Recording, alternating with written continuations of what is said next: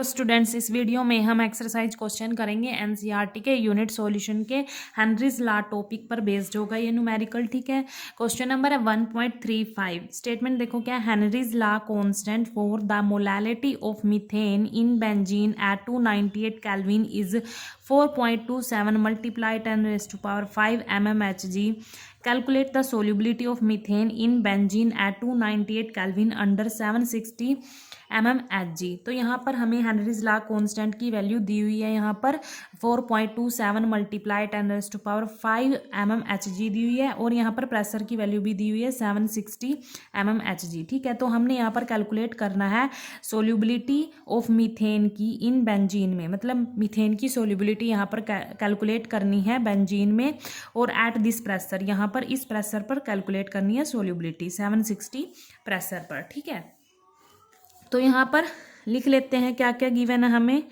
के एच की वैल्यू दी हुई है, कितनी है 4.27 मल्टीप्लाई 10⁵ mmHg दी हुई है, और प्रेशर की वैल्यू कितनी है 760 mmHg गिवन है यहाँ पर. ठीक है, अब देखो सोल्यूबिलिटी क्या होता है अकॉर्डिंग टू हेनरी लॉ.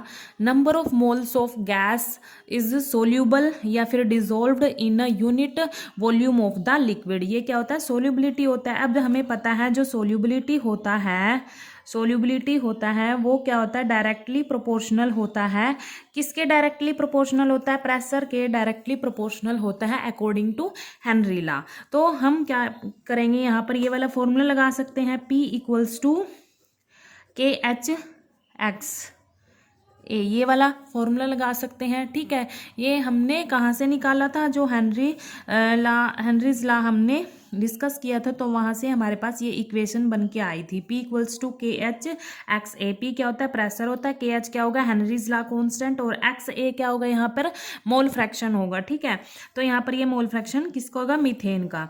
तो यहाँ पर जो XA है वो क्या होगी, सोल्यूबिलिटी. ठीक है, क्योंकि जो सोल्यूबिलिटी में हमने अभी देखा था कि number of moles of gas के डिजोल्व होंगे in a unit volume of the liquid, वो क्या होता है सोल्यूबिलिटी, और जो मोल्स आते हैं वो किस में आते हैं, मोल फ्रैक्शन में. मतलब यहाँ पर जो XA है वो क्या होगी, हमारी सोल्यूबिलिटी होगी मीथेन की इन बेंजीन में.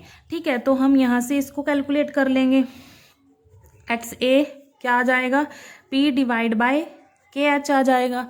अब क्या करेंगे, इनकी वैल्यूज पुट कर देंगे. प्रेशर की कितनी थी 760 mmHg हो जाएगी, और उसकी कितनी आएगी, KH की 4.27 मल्टीप्लाई 10⁵ mmHg. यहाँ से ये यूनिट से यूनिट कैंसिल हो जाएगी.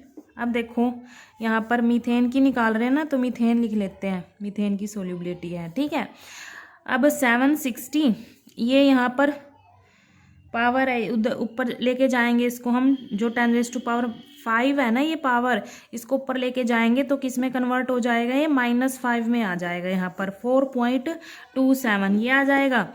अब देखो यहाँ पर एक जीरो है, तो ये इससे एक जीरो कैंसिल हो जाएगी, तो 760 डिवाइड बाय 4.27 मल्टीप्लाई 10⁻⁻4 आ जाएगा. ठीक है, एक जीरो से यहाँ पर एक जीरो कैंसिल हो जाती है, तो इसको हम सोल्व करेंगे तो क्या आएगा, 17.798 मल्टीप्लाई 10⁻⁻4 आ जाएगा. ठीक है, और इसको हम क्या लिख सकते हैं, 1.78 मल्टीप्लाई 10⁻⁻3 ये भी लिख सकते हैं हम इसको. ठीक है, तो ये क्या आ गया हमारे पास, मीथेन की सोल्यूबिलिटी आ गई इन बेंजीन में. ठीक है, ये क्या आ गया, सोल्यूबिलिटी आ गई यहाँ पर. ठीक है, थैंक यू.